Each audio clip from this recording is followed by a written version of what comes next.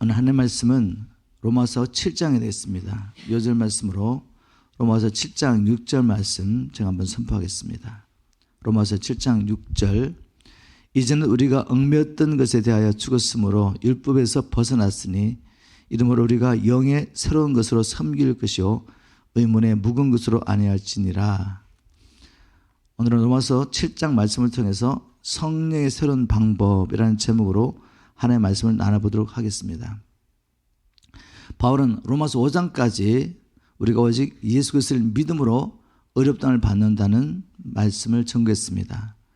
그리고 바울은 우리가 오직 하나님의 은혜를 믿음으로 의롭다함을 받는다는 복음을 선포할 때 두 가지 극단적인 주장을 하는 사람들이 나타날 것을 예상했습니다.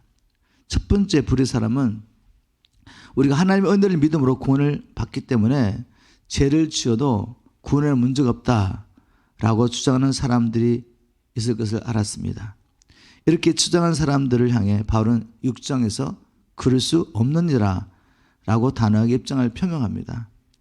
그럴 수 없는 이유, 우리가 하나님의 은혜를 믿음으로 구원을 받았기 때문에 행위로 구원을 받은 것이 아니기 때문에 죄를 지어도 구원에는 문제가 없다라고 주장하는 사람들에게 그럴 수 없다고 하는 이유는 우리가 그리스도와 연합하여 죄와 사단의 권세 아래 있던 옛사람은 죽고 그리스도 예수 안에서 새로운 피조물로 거듭나 새 생명 가운데 행하는 사람이 되었기 때문에 죄 가운데 머무는 것은 있을 수 없는 일이다 라고 했습니다.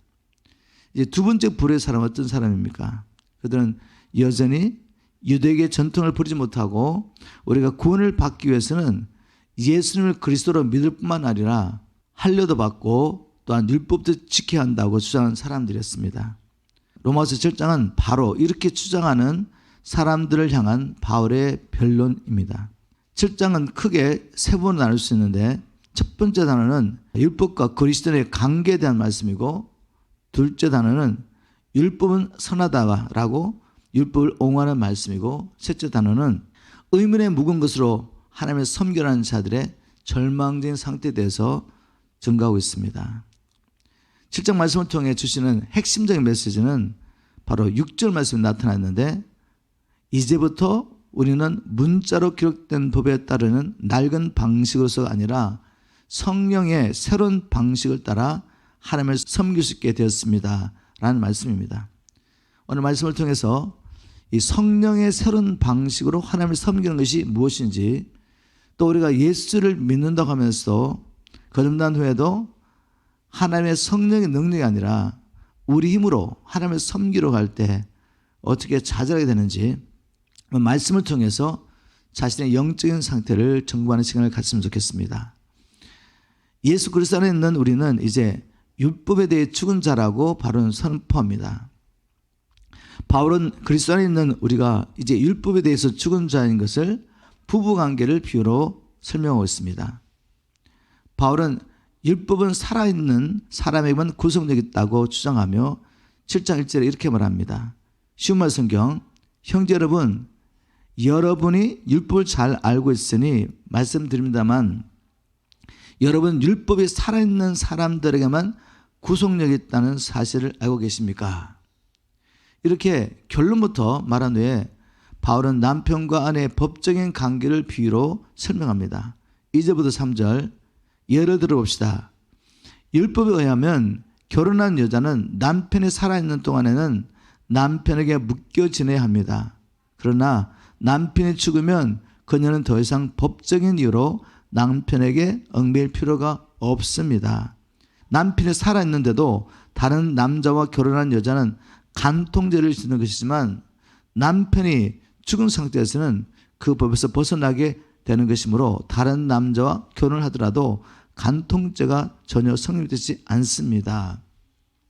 이렇게 이혼한 부부는 법적으로 서로 구속력이 없다라는 것을 비유로 말하면서 이제 바울이 그리스도 예수 안에서 우리가 죽음을 통해서 율법의 요구에서 벗어나게 됐다라는 것을 주장합니다.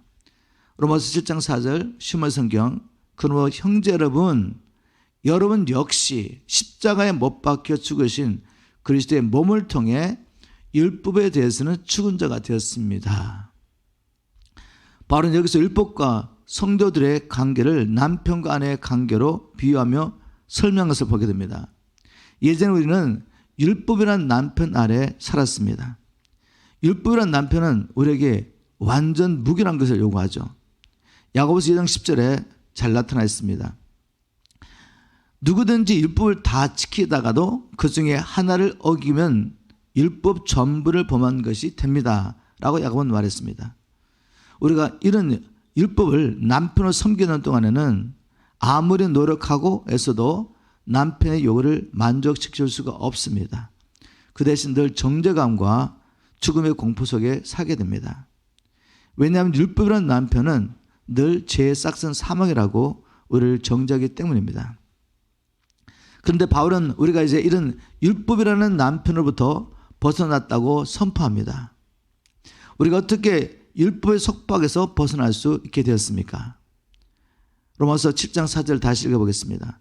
그러므로 형제 여러분 역시 십자가에 못 박혀 죽으신 그리스도의 몸을 통해 율법에 대해서 죽은 자가 되었습니다.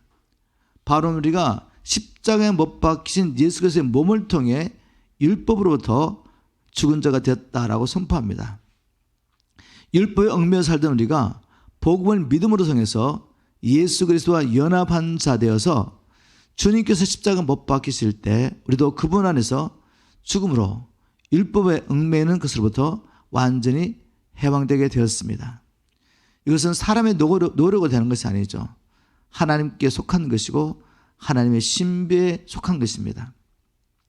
그러면 하나님께서 예수 그리스도 안에서 우리를 율법에 얽매이는 것으로부터 해방하신 목적이 무엇입니까? 바울은 로마서 7장 4절에서 계속 이렇게 말하고 있습니다. 이것은 우리가 다른 분 곧 부활하신 그리스도의 사람이 되어 하나님을 위해 열매를 맺기 위한 것입니다 라고 말했습니다. 바울은 우리가 그리스도와 연합하여 율법과 결별하게 된 목적, 그것은 이제 다른 분 예수 그리스도에 가서 그리스도의 사람 곧 그리스도의 신부가 되어서 하나님을 위해서 열매 맺는 삶을 살 수 있도록 하기 위해서 예수 그리스도를 통해서 그분의 십자가를 통해서 우리가 율법과 결별하게 됐다라고 선포하고 있습니다. 예수님도 이 사실에 대해서 제자들의 언급하신 적이 있죠. 바로 최후의 만찬자리에서 말씀하셨습니다. 요한복음 15장 16절 너희가 나를 택한 것이 아니요 내가 너를 선택하여 세웠다. 이것은 너희가 세상에 나가 열매를 맺게 하고 그 열매가 항상 있도록 하기 위해서이다. 이처럼 우리가 예수 그리스도를 통하여 그분의 십자가를 통하여 율법과 결별하게 된 것은 율법을 남편으로 섬기는 동안은 결코 하나님을 위해서 열매 맺지 못하던 우리가 이제는 예수 그리스도에 가서 그분의 신부가 되어서 그분 안에 거하면서 하나님을 위해서 열매 맺게 하기 위해서 그리스도 예수의 십자가를 통해 우리가 율법과 결별하게 됐다라고 바울은 선포하고 있습니다.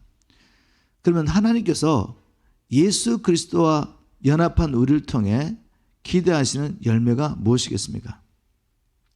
그것은 산상수훈의 삶이고 또한 하나님의 거룩하심을 우리의 삶을 통해 이 세상에 드러내는 것입니다. 그래서 어둠과 있는 자들을 하나님께로 빛 가운데로 인도하는 것입니다. 사단의 권세하는 자들을 하나님께로 돌아가게 하여서 이 땅에 하나님 나라가 이루어지도록 하는 것, 이것이 바로 예수 그리스도 안에서 예수 그리스도와 연합하여 우리를 통해 열매 맺기 원하시는 하나님의 소원이죠. 즉 열매는 우리가 하나님 말씀에 순종하여 삶으로 우리 안에 있는 이 생명 예수 그리스도를 드러내는 것입니다. 다른 말로 하면 빛을 드러내는 것입니다. 어두운 세상에 빛을 밝혀서 지금도 어두운 가운데 헤매면서 사단의 권세를 했지만 알지 못하고 죽어가는 저들이 이 빛을 보고 하나님께 나아가 구원을 얻고 또한 하나님 말씀에 순종함으로 하나님 나라를 확장하는 것, 이것이 하나님께서 예수 그리스도 안에서 예수 그리스도와 연합한 우리를 통해 기대하시는 열매입니다. 우리가 율법 아래 있는 동안에는 이런 열매를 맺을 수가 없었죠. 하나님 위해서 생명의 열매를 맺기보다는 이 세상금 사단을 위해서 사망의 열매를 맺고 살았다고 바울은 선포하고 있습니다. 로마서 7장 5절 시험의 성경, 이전에 우리가 죄 많은 육신의 지배를 받을 때는 율법으로 말미암아 생겨나는 죄의 정욕이 우리의 몸의 지체 안에서 작용하여 결국 죽음에 이르는 열매를 맺었습니다. 이것이 우리가 예전에 율법 아래 있을 때 상태였습니다. 바로 이 율법 안에서 죄 많은 육신의 지배를 받으며 살 때는 율법이 무언가 하지 말라라고 하면 마치 불에 기름을 껴는 것처럼 주님께서 금하신 일을 하고 싶은 충동이 불같이 일어났습니다. 이것이 율법으로 말미암아 생겨나는 죄의 정욕이라는 말의 의미죠. 율법이 뭔가 하지 말라고 했는데 오히려 우리 안에 더 하고 싶은 충동이 일어난 것입니다. 이런 상태에서는 우리는 하나님의 법에 순종할 수도 없고 대신 죄를 밥 먹듯이 지으며 살았던 것입니다. 그래서 늘 사망의 열매를 맺을 수밖에 없었습니다. 그런데 이제 예수 그리스도 안에서 반전이 일어났다고 바울은 선포하고 있습니다. 예수 그리스도 안에서 거듭난 우리는 이제 성령님의 새로운 방법으로 하나님을 섬길 수 있게 되었습니다. 6절 말씀입니다. 신발 성경, 그러나 지금은 우리를 얽어매고 있던 율법에 대하여 죽었으므로 거기서 완전히 해방되었습니다. 그러나 바로 이것이 반전했다는 의미죠. 이제 그리스도 예수 안에서 율법에 얽어매는 것으로부터 완전히 해방되었습니다. 그래서 이제부터 우리는 문자로 기록된 법을 따르는 낡은 방식으로서 아니라 성령의 새로운 방식에 따라 하나님을 섬길 수 있게 되었습니다. 이제 예전과는 완전히 새로운 방식으로 하나님을 섬길 수 있게 됐다고 말했습니다. 예전은 그리스도 밖에 있으면서 문자로 기록된 법을 따르는 낡은 방식, 즉 의문에 묵은 것으로 섬겼지만 이제 그리스도 안에 있는 우리는 성령님의 새로운 방식, 즉 영의 새로운 것으로 하나님을 섬기게 되었다라고 말합니다. 그러면 이제 우리가 의문에 묵은 것으로 하나님을 섬기는 것이 뭔지, 그리고 성령님의 새로운 방식으로 하나님을 섬기는 것이 무엇인지 말씀을 통해 살펴봐야 합니다. 의문에 묵은 것으로 하나님을 섬긴다는 것은 전적으로 타락하고 무능한 우리가 스스로 힘으로 율법을 지킴으로 의롭다함을 받으려고 하는 것이죠. 율법을 지킴으로 하나님을 섬기려고 하는 것, 이것이 의문에 묵은 것으로 하나님을 섬기는 것입니다. 의문에 묵은 것으로 하나님을 섬길 때 우리는 하나님의 법은 밖에 있고 또 우리 안에는 죄 많은 육신이 역사를 하면서 우리는 하나님의 법을 대적하고 있었죠. 그러므로 의문에 묵은 것으로 하나님을 섬길 때 우리는 하나님을 섬기기보다는 실상은 마귀의 지배 아래서 하나님의 원수로 살았던 것입니다.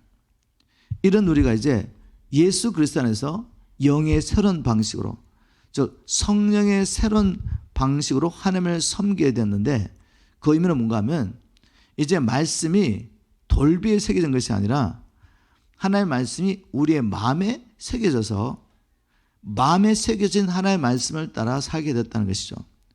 고린도후서 3장 3절에서 바울이 이렇게 말했습니다. 이 편지는 잉크로 쓴 것이 아니라 살아계신 하나님의 영, 곧 성령으로 쓴 것입니다. 또한 돌판 위에 쓴 것이 아니라 사람의 마음판 위에 쓴 것입니다. 히브리서 8장 10절에도 이렇게 기록하고 있습니다. 즉 주께서 가라사대 그날 후에 내가 이스라엘 집으로 세울 언약이 이것이니 내 법을 저희 생각에 두고 저희 마음에 이것을 기록하리라. 나는 저에게 하나님이 되고 저는 내게 백성이 되리라. 이스라엘 백성이 하나님의 백성임에도 불구하고 하나님의 뜻을 온전히 순종할 수 없어서 결국 하나님의 징계를 받고 흩어지게 되었습니다. 바로 그러한 상황 가운데서 하나님의 선지자를 통하여 에스겔 선지자를 통해 또 예레미야 선지자를 통해 계속해서 약속하신 뭔가 하면 이제 내가 너희들 마음에 생각에 나의 말씀을 새겨서 너희를 순종하게 하겠다는 거죠. 자, 그러면 하나님의 법이 우리의 마음에 어떻게 새겨질 수 있게 됐는지 살펴봐야 됩니다. 바로 그날 이후에 라는 말씀 속에 답을 찾을 수 있습니다. 바로 어떤 날 이후에 하나님의 말씀이 우리 마음에 새겨진 것이 가능했습니까? 예수 그리스도께서 죽으시고 부활하시고 성천하셔서 이 성령을 보내주시고 난 다음에 이 일이 가능하게 된 것입니다. 우리가 아직 죄인되었을 때 하나님께서 우리를 살리시기 위해서 독생자 예수 그리스도를 우리를 위한, 우리 죄를 위한 화목제물로 주신 이 복음이 성령을 통해 우리 안에 깨닫게 됐을 때 하나님의 사랑이 우리 안에 새겨지게 된 것입니다. 여러분, 율법을 우리가 요약하면 두 가지로 요약할 수 있다고 그랬죠. 첫째는 마음과 뜻과 정서를 다해 하나님을 사랑하고, 둘째는 이웃을 사랑하는 것입니다. 다시 말하면 구약 성경의 모든 법을 요약한다면 사랑이라는 거죠. 사랑해라. 그 사랑하라는 하나님의 계명이 예전에는 돌비에 새겨졌습니다. 마음과 뜻과 정서를 다해 하나님을 사랑하고 이웃을 사랑하는 하나님의 계명을 새겨놨는데 사람 안에는 뭐가 있었습니까? 하나님 말씀의 계명에 순종할 수 없는 마음의 상태였죠. 늘 죄만한 육신의 정욕을 따라 살면서 우리의 마음은 강팍하여서 결코 하나님께 순종할 수 없는 그런 상태였습니다. 이런 우리를 이 죄와 사단의 권세에서 구원하시고 또 장차는 하나님의 진노에서 구원하시기 위해서 하나님의 말씀에 순종하는 자가 되게 하기 위해서 하나님이 하신 일이 무엇입니까? 우리가 아직 죄인 됐을 때 하나님의 원수령 할 때 하나님께서 우리를 죄와 사단의 권세에서 하나님의 진노에서 구원하시기 위해서 독생자를 주신 것입니다. 이 하나님의 놀라운 사랑을 우리가 들었을 때 성령께서 이 사랑을 깨닫게 할 때 우리 안에 바로 하나님의 계명이 새겨지게 된 것입니다. 이때부터 우리는 성령의 새로운 방법으로 하나님을 섬길 수 있게 된 것입니다. 즉 그리스도의 사랑에 붙잡혀서 자발적으로 하나님의 말씀에 순종할 수 있게 된 것이죠. 이것을 고린도후서 5장 14절에 이렇게 표현했습니다. 그리스도의 사랑이 우리를 강건하시는 도다. 그래서 사도 요한은 요한에서 4장 10절에서 11절 말씀을 이것을 이렇게 표현했습니다. 사랑은 여기 있으니 우리가 하나님을 사랑한 것이 아니요 오직 하나님은 우리를 사랑하사 우리 죄를 위하여 화목제로 그 아들을 보내셨습니다. 이 하나님의 복음이 성령을 통해 우리 안에 깨달아졌을 때 이제 요한일서 4장 11절에 요한이 이렇게 말합니다. 사랑하는 자들아 하나님이 같이 우리를 사랑하셨은즉 우리도 서로 사랑한 것이 마땅하도다 라고 했습니다.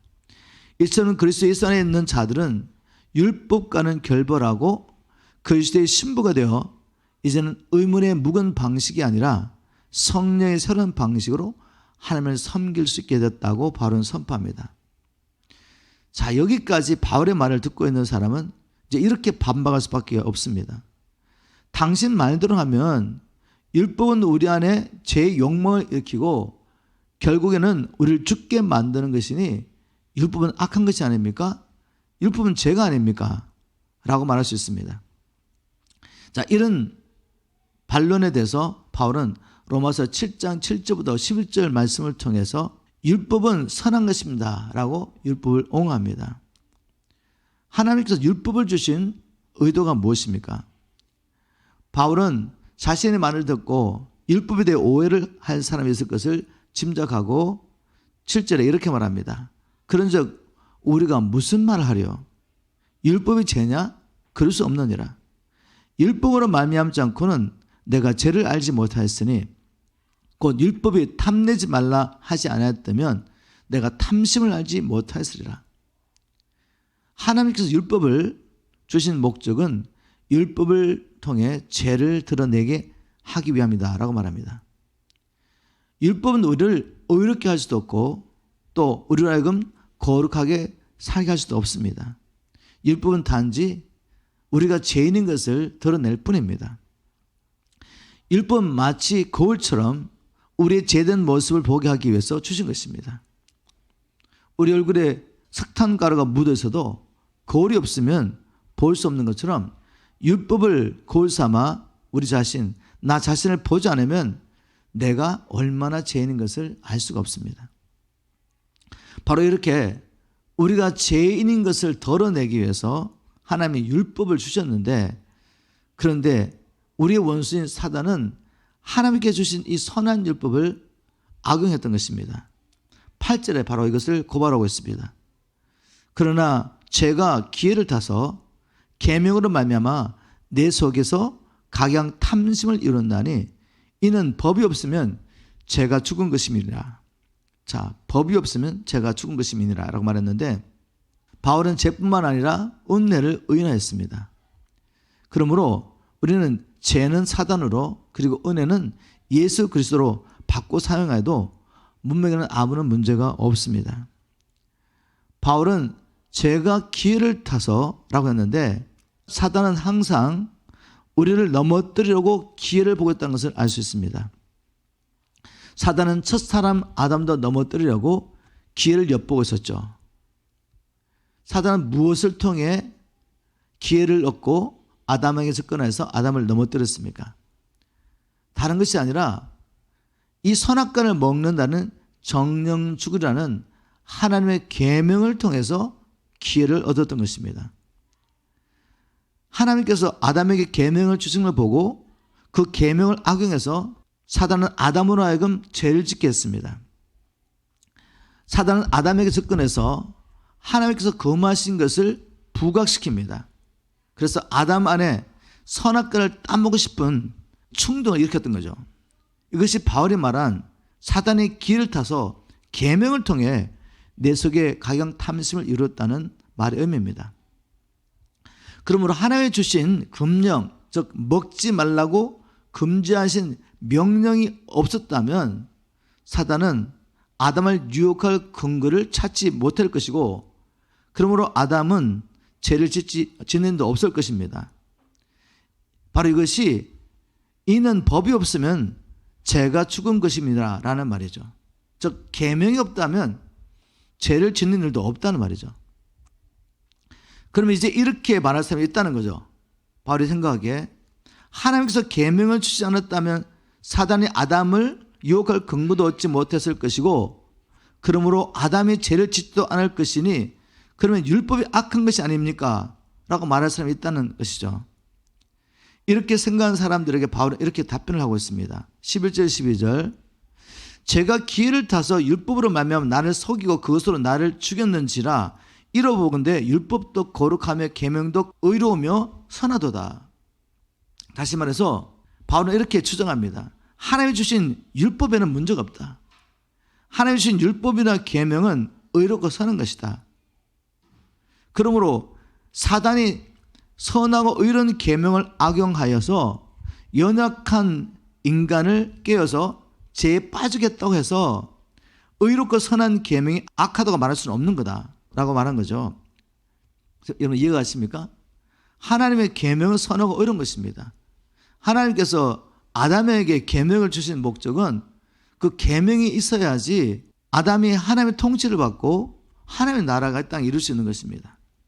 또 하나님께서 이스라엘 백성들에게 계명을 주신 것은 그들로 하여금 자신이 죄인을 깨닫게 하고 또 스스로의 힘으로는 이 죄의 문제를 해결할 수 없는 것을 깨닫게 하고 하나님께서 보내셨다는 이 메시아 예수 그리스도를 믿음으로 구원을 받게 하기 위해서 이 계명을 줬는데, 계명은 거룩하고 어렵다는 것입니다. 그런데 이 계명을 사단이라는 원수가 악용하여서 이 계명을 통해 연약한 우리 안에 죄를 짓고 싶은, 하나님께서 금하신 것을 하고 싶은 충동을 일으켜서 인간의 죄를 지었다고 해서 이 율법, 계명 자체가 악하다고 말할 수는 없다는 거죠. 여기까지 바울의 논리를 따라오셨습니까? 이렇게 바울은 율법을 옹호한 후에 하나님께서 율법을 주신 의도를 다시 한번 분명하게 말합니다. 13절 시우말 성경 그렇다면 그 거룩한 율법과 선한 계명이 나에게 죽음을 가져다 주었단 말입니까? 결코 그렇지 않습니다. 단지 죄가 죄로 드러나도록 하기 위해 제가 그 거룩한 율법과 선한 계명을 방편으로 삼아 내게 죽음을 가져왔을 뿐입니다. 이와 같이 계명을 통하여 제가 철저히 죄답게 될 수 있었습니다. 개혁성경은 이는 계명으로 말미암아 죄로 심히 죄되게 하려 함이니라. 이처럼 하나님께서 율법을 주신 목적은 율법을 통해 우리가 죄인인 것을 드러내기 위한 것입니다. 그러므로 예수 그리스도 안에서 죄사함을 받게 되었다는 이 복음이 복음되려면 율법을 통해 철저히 자신이 죄인인 것을 뼈저리게 깨달아야 합니다. 자신이 죄인이라는 것과 또 스스로의 힘으로는 이 죄 문제를 결코 해결할 수 없기 때문에 하나님의 진노 아래 있다는 것을 알지 못하는 사람이 어떻게 예수 그리스도를 통하여 우리가 죄사함을 받게 됐다는 이 복음을 통해서 하나님의 사랑을 깨달을 수가 있겠습니까? 그러므로 이런 사람은 예수를 믿는다고 말하지만 하나님의 말씀에 순종할 능력은 없는 것입니다. 즉 예수를 믿는다고 말하지만 여전히 자기를 위해 또 세상의 것들을 추구하며 살 수밖에 없다는 거죠. 그러므로 예수 그리스도 안에 있는 구원이 복음이 되려면 하나님의 말씀을 통해서 철저히 자신이 얼마나 타락한 죄인 것을 깨닫는 것이 선행되어야 합니다. 이제까지 율법이 선하다는 것과 율법을 주신 하나님의 의도에 대해 나눠보았습니다. 이제 로마서 말씀 중에서 가장 해석하기 어렵다는 부분, 성경학자들도 다양하게 해석하는 부분을 살펴보려고 합니다. 바로 로마서 7장 14절 이하의 말씀이죠. 로마서 7장 14절 이하의 말씀을 통해서 바울이 주기 원하는 메시지가 무엇인지 한번 살펴보도록 하겠습니다. 로마서 7장 14절 이하의 말씀이 해석하기 어려운 이유가 무엇입니까? 로마서 7장 14절에 등장하는 사람, 바로 그 사람이 누구인지 알 수가 없는 거죠. 나는 육신에 속하여 제 아래 팔렸도다. 원하는 이것을 행치 아니하고 도리어 미워하는 그것을 함이라.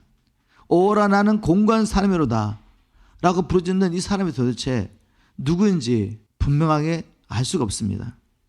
이 사람이 바울 자신인지 아니면 다른 사람인지, 14절 이하의 이 경험이 바울이 지금 현재 경험하고 있는 일인지 아니면 바리새인 당시에 경험했던 일인지, 또 이 사람은 거듭난 사람인지 거듭나지 않은 사람인지 정말 많은 궁금증이 있습니다.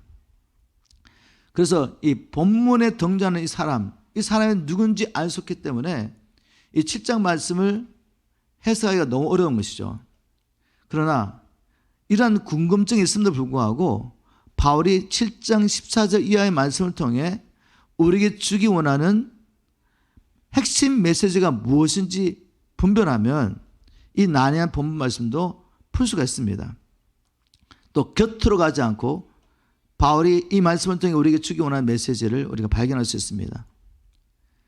바울은 그 당시 믿는 자들 가운데 여전히 유대계의 고정관념을 버리지 못하고 우리가 구원을 얻기 위해서는 예수 그리스도를 믿어야 할 뿐만 아니라 할례도 받고 율법도 지켜야 한다 라고 주장하는 사람들을 염두에 두고 지금 7장 14절 이하의 말씀을 하고 있는 것입니다.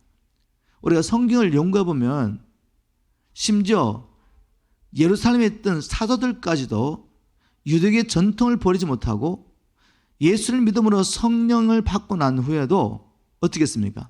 여전히 우리 할례를 받아야 된다. 또 율법을 지켜야 된다고 믿고 있었습니다. 그리고 이방인들이 하나님의 백성이 된다는 것은 전혀 생각도 못했죠. 그래서 베드로가 성령의 인도를 따라 이방인 고넬 집에 가서 복음을 전파하고 난 다음에 돌아온 후에 얼마나 예루살렘 교회 특히 바리새파 사람들에게 공격을 받았습니까? 그리고 사도행전 15장의 사건을 여러분 기억하시죠? 예루살렘에 있던 어떤 사람들이 안디옥에 와서 야 너희들 예수를 믿을 뿐만 아니라 율법도 지키고 할례를 받아야 된다. 그래야지 하나님의 백성이 될 수 있다 라고 주장한 것 때문에 바나바와 바울이 예루살렘 교회에 와서 회의를 했던 것 여러분 기억하시죠? 이런 배경을 통해 보면 그 당시 바울이 이 글을 쓸 당시에 또 로마 교회 안에도 우리가 구원을 얻기 위해서 예수를 그리스도를 믿을 뿐만 아니라 할례를 받고 율법도 지켜야 된다라고 여전히 주장하는 사람이 있었다는 것입니다. 이런 사람들을 염두에 두고 바울은 지금 7장 14절부터 그 이후의 말씀을 통해서 우리가 의문에 묵은 것으로 또 우리가 우리 스스로의 힘으로 하나님의 말씀을 지키려고 할 때 어떤 처참한 절망적인 상황이 이루어지는지를 바울은 증거하고 싶었던 것입니다. 로마서 7장 20절, 바로 이 말씀이 로마서 7장 14절 이하의 말씀을 푸는 열쇠인데 한번 제가 읽어보겠습니다. 로마서 7장 21절, 그러므로 나는 여기에서 한 가지 법칙을 깨달았습니다. 그것은 곧 선한 일을 행하기 원하는 나에게 항상 악이 함께했다는 사실입니다. 바로 이 말씀을 여러분 이해해야지 지금 바울이 7장 14절부터 이야기하고 있는 이 난해한 부분을 통해서 바울이 정말 나누고 싶은 메시지가 뭔지 알 수가 있습니다. 로마서 7장 21절을 통해 알 수 있는 게 무엇입니까? 바울은 거듭난 성도들 안에 새 사람이 있는가 하면 또 죄가 함께 거하며 이 둘이 항상 싸우고 있다는 것을 발견했습니다. 즉 하나님의 뜻을 행하려고 하는 의지와 죄만한 욕심의 뜻을 따라 행하려고 하는 의지가 서로 싸우고 있는 것을, 자기 안에서 싸우고 있는 것을 발견한 것입니다. 바울은 이 사실을 이렇게 표현합니다. 로마서 7장 15절, 나의 행하는 것을 내가 알지 못하노니 곧 원하는 이것은 행하지 아니하고 도리어 미워하는 그것을 함이라. 19절, 내가 원하는 바 선을 하지 아니하고 도리어 원치 않는 바 악을 행하는도다. 20절, 만일 내가 원치 않는 그것을 하면 이를 행하는 자가 내가 아니요 내 속에 거하는 죄니라. 바로 이런 과정을 통해, 이런 경험을 통해 바울은 자기 안에 한 법칙이 역사하고 있다는 것을 발견하게 됐습니다. 21절 말씀이죠. 그러므로 나는 여기에서 한 가지 법칙을 깨달았습니다. 그것은 곧 선한 일을 행하기 원하는 나에게 항상 악이 함께했다는 사실입니다. 비록 거듭난 성도라고 할지라도 자기 스스로의 힘으로 이 싸움을 싸운다면 결국 바울처럼 고백해야 되는 것이죠. 아, 나는 얼마나 비참한 사람입니까? 누가 이 죽음의 몸에서 나를 구해낼 수 있겠습니까? 육신의 힘으로 육신의 소욕을 이길 수는 없습니다. 오직 성령을 통해서만 이 싸움에서 승리할 수 있습니다.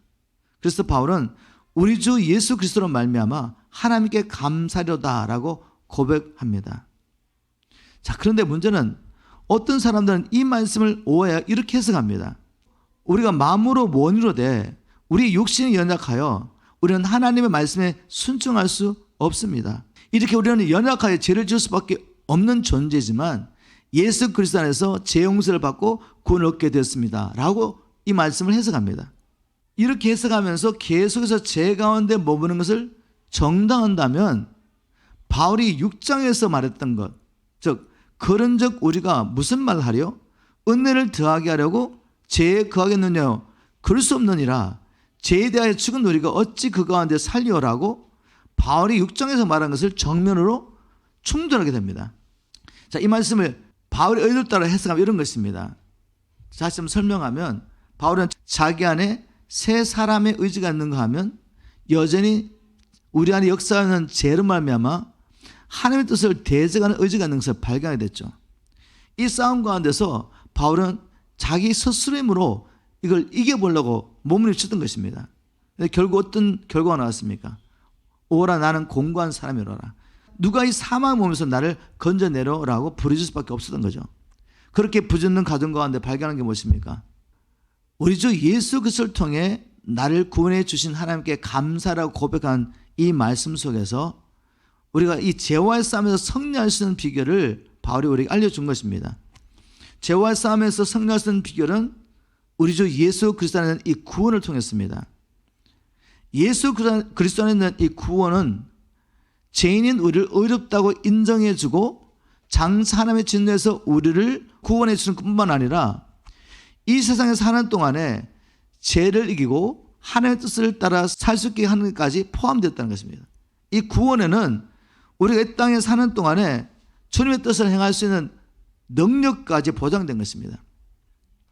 하나님을 믿는 자들에게 돕는 분 성령을 보내셔서 우리의 능력이 아니라 성령의 능력으로 죄를 이기게 하십니다. 그래서 바로 이렇게 말한 것입니다. 8장 13절 말씀을 인용하면 만일 여러분이 육신을 따라 살면 죽을 것이지만 성령을 통해 육적인 악한 행위를 죽이면 살 것입니다. 어떻게 내 안에서 계속 일어나는 육신의 소욕을 이길 수가 있습니까? 육으로 육을 이길 수 없다는 것입니다. 내가 아무리 이걸 죽이려고 해도 죽일 수가 없다는 거죠. 오직 성령을 통해서만 육적인 악한 행위를 죽일 수 있다는 거죠. 그래서 우리가 성령의 충만을 구해야 될 이유가 바로 여기 있습니다. 이제 우리는 성령의 새로운 방식으로 하나님을 섬겨야 되는데, 성령의 새로운 방식으로 섬기려면 육으로서 육신의 소욕을 죽이는 것이 아니라 성령의 능력으로 육신의 소욕을 죽여야 하는 것입니다. 이렇게 한번 물어보겠습니다. 나는 지금 육으로서 육신의 소욕을 죽이려고 하는지 성령의 능력으로서 육신의 소욕을 죽이려고 하는지 어떻게 알 수 있습니까? 여러분, 성령의 충만을 간절히 구하고 있습니까? 매일매일 바울이 또 권면한 대로 쉬지 않고 기도하고 있냐 말이죠. 하나님은 우리가 기도할 때 성령을 부어주시겠다고 약속하셨죠. 구원한 자에게 성령 주지 않겠느냐. 이제는 남은 세계 나를 죄에서 구원할 뿐만 아니라 하나님의 자녀 삼아주시고 예수 그리스도와 함께 하나님의 나를 유업으로 주기로 계획하신 이 하나님의 놀라운 은혜와 사랑을 깨닫고 남은 생에 아버지의 뜻을 온전히 이루고 살기 원하는 이들이 무엇을 구했습니까? 오직 하나님의 성령의 충만을 구한 것입니다. 예수님께서 보여주신 방법, 또 예수님께서 살았던 방법이죠. 날마다 또 쉬지 않고 성령을 구하며 성령의 충만을 구했던 것입니다. 누가복음에 보면 특별히 예수님이 어떻게 기도하셨는지가 잘 나타나 있죠. 예수님은 침례요한에게 세를 받으실 때 성령을 받게 됩니다. 앞으로 주님께서 하실 그 일을 위해서 아버지께서 맡겨주신 구원의 사역을 감당하시기 위해서 먼저 성령을 받으셨는데, 요한에게 침례를 받고 기도할 때 성령이 있다고 말하죠. 그리고 예수님의 삶을 보시면 예수님은 늘 밤이 맞도록 기도하시고 새벽 미명에 기도하시고, 또 누가복음 5장 15절을 보면 특별히 많은 사람들이 예수님에게 말씀도 듣고 치유를 받기 위해서 모였을 때 예수님 어떻게 하셨습니까?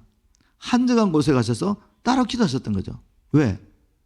성령의 충만을 받지 않고는 아버지께서 맡겨주신 사역을 감당할 수 없다는 걸 아셨기 때문에. 바로 예수님께서는 아버지께 기도할 때 성령의 충만과 말씀의 충만을 받게 된 걸 알게 되셨습니다. 또 아버지께서 하신 일을 보일 수 있었죠. 즉 성령의 인도를 받을 수 있었습니다. 그리고 아버지께 주시는 말씀을 받아서 그것을 증거했던 것이죠. 우리가 지금 육신의 힘으로 지금 하나님의 뜻을 이루려고 하는지, 아니면 성령의 새로운 방법으로 우리 안에 역사하시는 성령의 지극히 크신 능력을 힘입어서 힘을 다할 수가 하는지 알 수 있는 방법은 우리의 기도 생활을 확인해 보는 것입니다.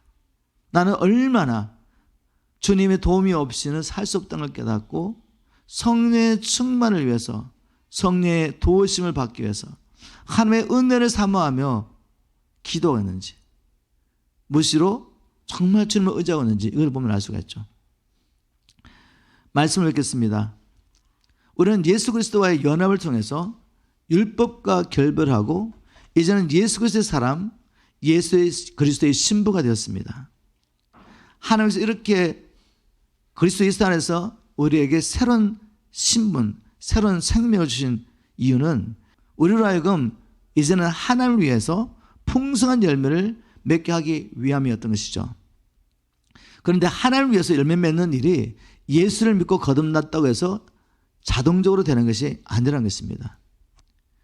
우리 안에 있는 이 세 사람은 하나님의 뜻을 따라 행하기 원하는데, 우리 안에 있는 또 다른 실체, 곧 죄가 우리를 대적하여 일어나 우리로 하여금 우리가 원하는 것을 행하지 못하도록 방해하기 때문입니다. 우리가 스스로 힘으로 우리 안에 있는 죄와 싸운다면 결국 깊은 좌절감에 빠지게 되겠습니다. 우리 몸 안에 있는 죄가 충동절시키는 육신의 소욕은 오직 성령님의 능력을 통해서만 죽일 수가 있습니다. 그러므로 우리가 이 치열한 영적 싸움에서 승리하고 이긴 자로 살기 위해서는 날마다 성령의 충만을 구해야 하는 것입니다. 구하는 자에게 성령을 주지 않겠느냐? 라고 하신 주님 말씀 믿고 날마다 성령의 충만을 위해서 기도해야 합니다. 쓰러졌다고도 다시 일어나서 성령의 충만을 구하며 우리의 삶을 의의 평균으로 주님께 드려야 합니다. 남은 생에 오직 하나님의 뜻을 이루고 풍성한 열매를 맺어 하나님을 영원하게 하기 원하는 모든 분들에게 성령의 충만을 주셔서 마음의 소원을 이루시기를 주의 이름으로 축복하며 기도합니다.